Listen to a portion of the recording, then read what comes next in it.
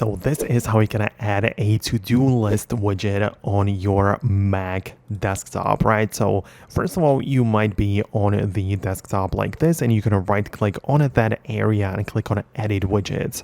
And this is going to make all of the possible widgets show up on the left panel. So you can scroll through all of the apps which might allow you to create to-do lists.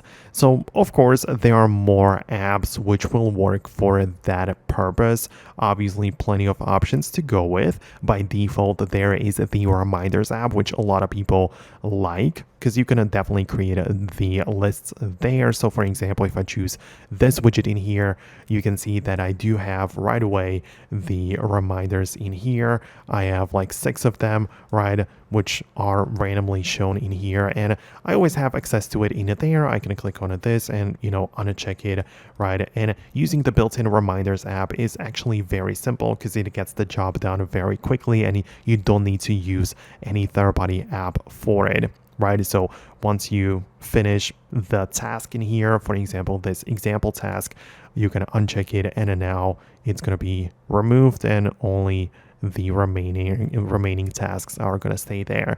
However, keep in mind that you can still get some additional apps from the App Store, which will work as to-do lists, right? And you can look up Mac apps or iPhone apps and essentially get an app which will work with the widgets. For example, this is a very popular choice. A lot of people use the Todoist, right? And you can install it on your Mac, and once you do install it, then you will have access to the app, which you will very likely be able to add as a widget.